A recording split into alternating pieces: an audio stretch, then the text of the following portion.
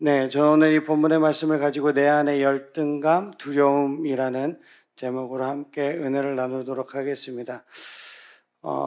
먼저 이 설교를 준비하면서 이 부모님들께 먼저 제목이랑 이제 본문이랑 해서 문자를 다 보내드렸는데 준비를 하다 보니까 이게 너무 길어요. 그래서 원, 투로 나눠서 이제 다음 시간까지, 다음 주까지 할 건데, 오늘은 열등감에 대해서만 한번 보도록 하겠습니다.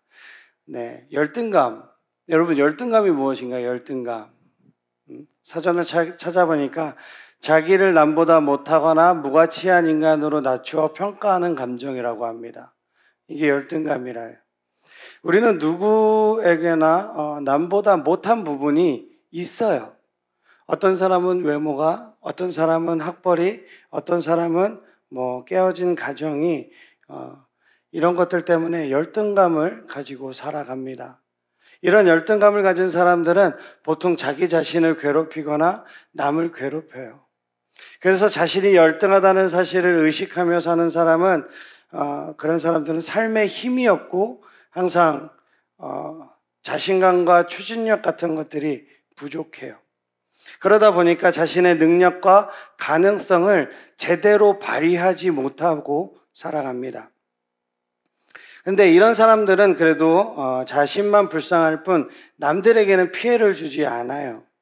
그런데 똑같은 열등감에 찌들어 있지만 자신에게 그런 열등감이 있다는 사실을 인정하지 않으려는 사람들이 있습니다. 다른 사람에게 그 열등감을 드러내지 않으려고 할 뿐만 아니라 자기 자신에게도 그런 열등감이 없는 척하면서 스스로를 속이면서 살아가는 거예요. 이런 사람들은 자기 자신은 되게 편하게 살아. 자기 자신은 아무 생각 없이 그냥 되게 편하게 사는데 다른 사람들에게 상처를 주면서 살아가는 거예요. 대부분의 사람들은 남에게 상처를 주면 최소한 내가 지금 남에게 상처를 주고 있다는 사실 그 자체는 인식을 합니다. 그러나 이 숨겨진 열등감을 가지고 있는 사람들은 늘 남에게 상처를 주면서 살아가지만 자신이 남들에게 고통이 되고 있다는 사실을 전혀 인식하지 못하고 살아요. 그런데 주위 사람들은 그 사람의 행동이 저 사람의 열등감 때문이구나 라는 것을 알아요. 그래서 가끔은 용기를 내서 그것을 지적해 주기도 합니다. 하지만 상대방은 그것을 어떻게 해요? 맹렬히 거부하는 거죠. 그래서 계속해서 남을 찌르고 괴롭히면서 살아가게 되는 거예요. 그래서 우리는 반드시 이 열등감의 문제를 해결해야 합니다. 이 열등감의 문제를 해결하는 방법은 제일 먼저 우리가 내가 열등감을 가지고 있다는 것을 자각해야 돼요. 인정해야 돼요. 그런데 우리는 그것을 쉽게 받아들이지 않으려고 한다는 게 문제인 거죠. 오히려 나에게 있는 이 열등감을 애써 외면하려고 합니다. 그런데 내가 자꾸 이렇게 외면하잖아요. 내가 자꾸 이렇게 열등감을 외면하면 하나님께서 직접 우리가 열등감을 직면하게 만드셔요.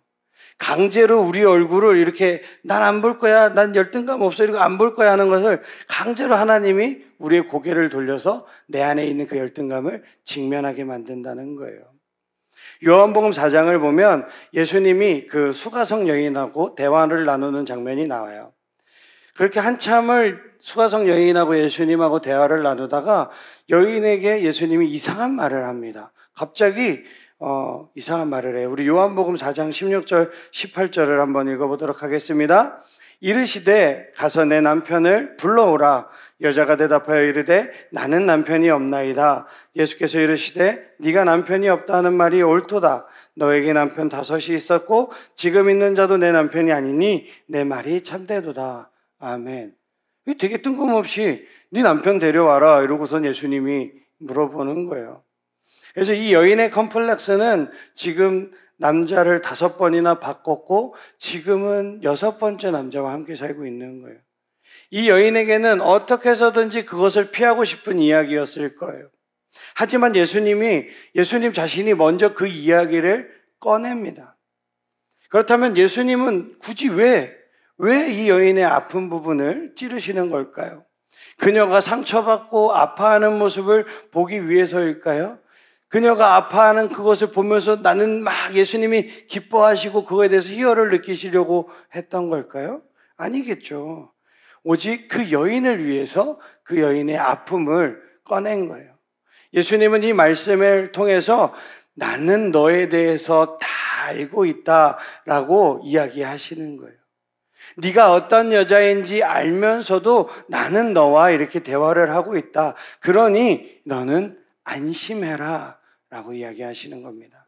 하나님께서는 사람들이 열등감의 문제로 고통받고 있을 때 그것을 그냥 덮어주고 감춰주는 것이 아니라 그 사람 스스로 그것을 직시하고 겉으로 드러내도록 만들어주는 거예요. 그리고 이 열등감은 교회에도 큰 해악을 끼쳐요.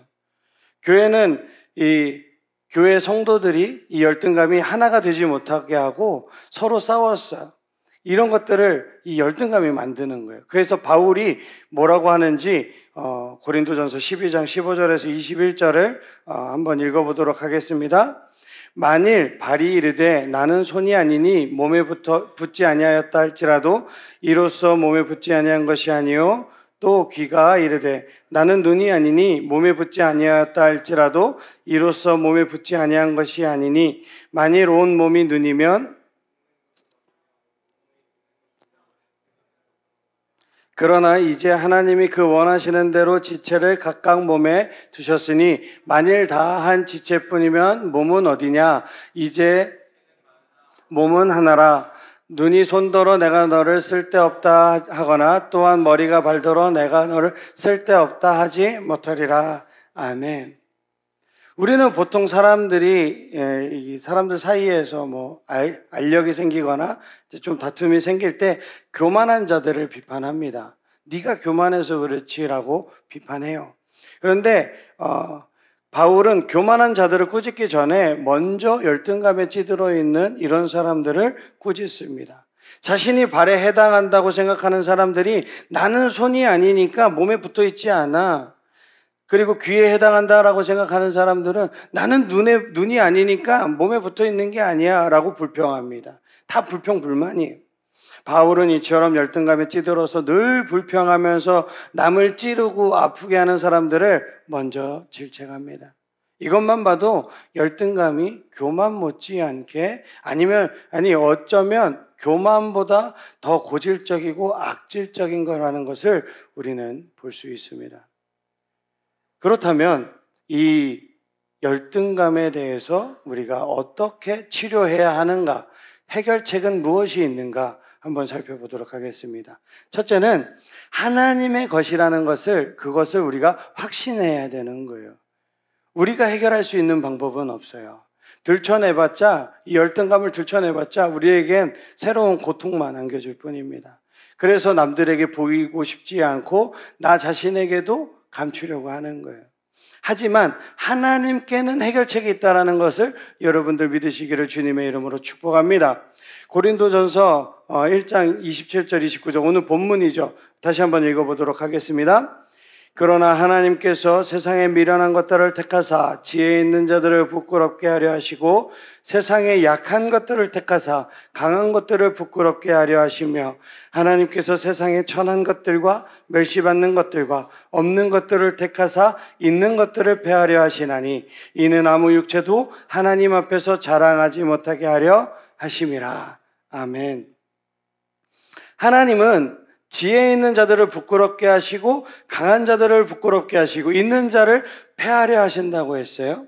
이 말씀의 의미는 그동안 열등한 자들을 괴롭힌 이 교만한 자들에게 복수를 하겠다라는 것이 아니라 이것은 하나님의 일이고 우리가 고민하고 씨름하고 부끄러워하는 이 열등감이 하나님께서 우리를 사용하시는데 아무런 걸림돌이 되지 않는다라고 말씀하고 있는 거예요.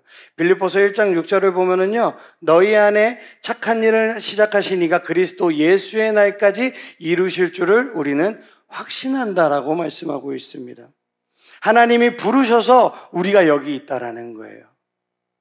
하나님은 우리에 대해서 다 알고 부르셨다라는 것입니다. 여러분들은 뭐 부모님 따라서 아니면 그냥 내가 스스로 왔다고 생각할 수도 있지만 결국에는 누가 부르셨다고요?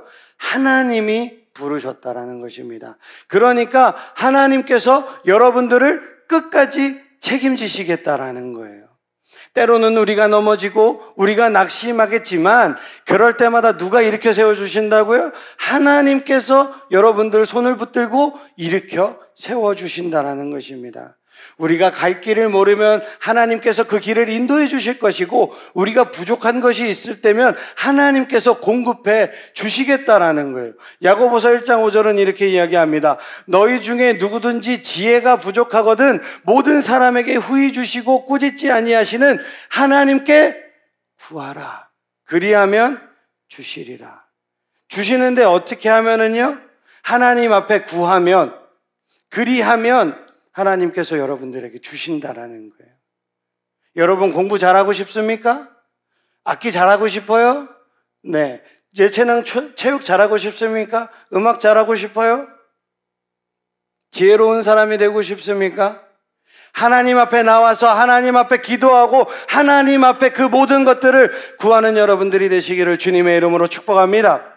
물론 기도만 한다고 해서 되는 건 아니에요. 네. 엉덩이가 무거워야죠. 공부하는 친구들은 열심히 공부해야 되고, 악기하는 친구들은 열심히 악기해야 되고, 작곡하는 친구들은 열심히 또 작곡 공부해야 돼요. 그래야지 되는 거예요. 노력하지 않고 기도만 한다고 해서 다 잘 되면은 여기는 다 꽉 차 있죠. 다 기도만 하고 있을 거예요. 그거랑 똑같은 거예요. 감나무 밑에서 감 떨어져라고 입 벌리고 있는 거랑 똑같은 겁니다, 여러분. 너 왜 여기까지 왔지? 네. 그리고 그래서 그 공부가 내 머리에 잘 남을 수 있도록, 잘 이해할 수 있도록 지혜를 구하라는 거예요. 그래서 다시 본문으로 돌아오면 우리가 이 열등감이 있다는 것을 알았다고 해서 모든 문제가 해결되는 것은 아니에요. 우리는 여전히 이 열등감 때문에 고통을 당할 수가 있습니다. 그 이유는 아직 우리가 교만하기 때문에 그래요. 우리가 아직도 우리의 인생을 내 것이라고 생각하기 때문에 그렇습니다. 하나님의 것을 나의 것이라고 이야기하는 게 교만이에요. 고린도전서 6장 19절 20절을 한번 읽어볼까요? 시작.